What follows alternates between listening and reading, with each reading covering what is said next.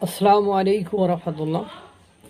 বাংলাদেশের বিদ্রোহী কবি, জাতীয় কবি কাজী নজরুল ইসলাম তিনি লিখেছিলেন, বিশ্বে যাহা কিছু চিরকল্যাণকর, অর্ধেক তার করিয়াছে অর্ধেক তার নর। আমাদের বিশ্বনবী হযরত মুহাম্মদ সাল্লাল্লাহু আলাইহি সাল্লাম সবচেয়ে বেশি সম্মান প্রদর্শন করেছেন নারীদের প্রতি, এবং নারীদের জাহেলিয়াত যুগে যখন নারীদের উপর নিষ্ঠুর নির্মম নির্যাতন নিপীড়ন চলত, তখন তিনি তাদেরকে সবচেয়ে বেশি সম্মানিত করেছেন। দুর্ভাগ্য হলেও সত্য যে জুলাই আন্দোলনে আপনারা জানেন শেখ হাসিনার পতনে সক্রিয়ভাবে অংশগ্রহণ করেছিল হাজার হাজার নারীরা। বিশেষ করে যখন হলগুলোতে তালা দেওয়া হয়েছিল, নারীরা আটক করা হয়েছিল, তখন নারী শিক্ষার্থীরা হলের গেট ভেঙে ঢাকা বিশ্ববিদ্যালয়ের ক্যাম্পাসে মিছিল করেছিল। রাত দিন 24 ঘন্টা নারীরা হল থেকে বেরোয় এসে রাজু ভাস্কর্য অবস্থান নিয়ে আন্দোলনকে বেগবান করেছিল। তখন এই মোল্লা মুন্সি মৌলবীরা কিন্তু ওই অঞ্চলে ছিল না। ঢাকা বিশ্ববিদ্যালয়ের রাজু ভাস্কর্য ছিল আন্দোলনের প্রাণকেন্দ্র, কিন্তু 9 মাস পরে সেই রাজু ভাস্কর্যে প্রকাশ্যে হাত বেঁধে ফাঁসিতে ঝুলানো নারীর প্রতিকৃতিতে চলল প্রকাশ্যে জুতাপেটা। কারা করল?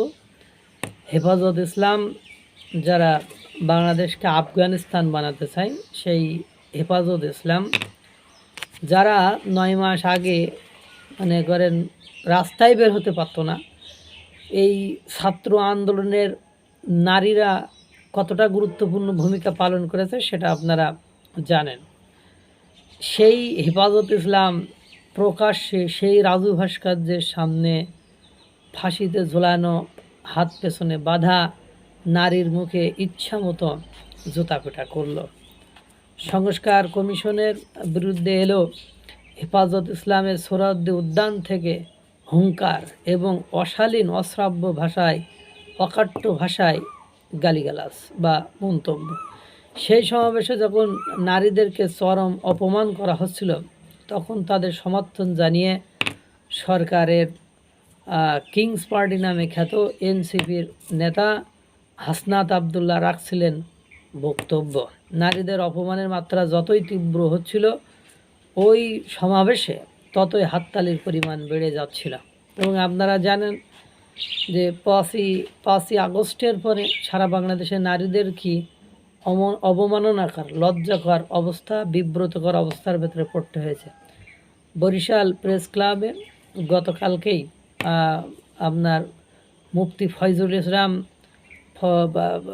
পীর, উনি এক নারী সংবাদকর্মীকে তার প্রেস ব্রিফিংয়ের ওখান থেকে বের করে দিয়েছে। যদিও সেই নারী সংবাদকর্মী বলছে সে পেছনে থেকে সংবাদ সরবরাহ করবে। এর পাশাপাশি আপনারা জানেন নারীদেরকে প্রতি ক্ষেত্রে কীভাবে অবমাননা করা হচ্ছে, এবং এই যে যারা অবমাননা করছে তারাই কিন্তু মানে আন্দোলনের সময় একবারও এই নারীদেরকে, নারীরা তোমরা আমাদের আন্দোলনে বিজয় লাভ হোক আর না হোক, তোমাদেরকে রাস্তায় বের হওয়ার দরকার নেই, এই হুঙ্কার, এই কথা কিন্তু একবারও বলেন নাই।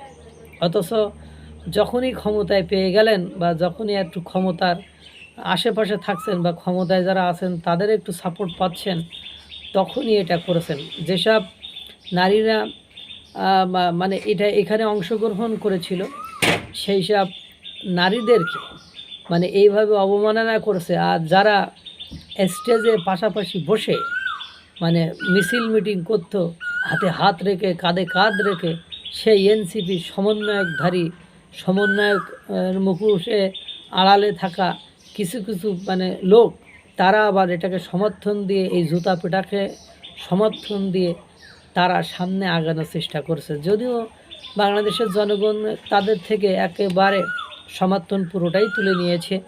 সেটা আপনারা আওয়ামী লীগ নিষিদ্ধের বিষয়ে যে তাদের মিছিল হয়েছিল, সেই মিছিলে আপনারা দেখেছেন। এই হলো বাংলাদেশের অবস্থা। বাংলাদেশের নারীদের অবস্থা আরও নাজেহাল হবে, যারা আন্দোলন করেছিল তাদেরই অবস্থা নাজেহাল হবে, শুধু আপনারা দেখতে থাকেন। আল্লাহ তাআলা সকলকে ভালো রাখুক, সুস্থ রাখুক। আসসালামু আলাইকুম ওয়া রাহমাতুল্লাহ।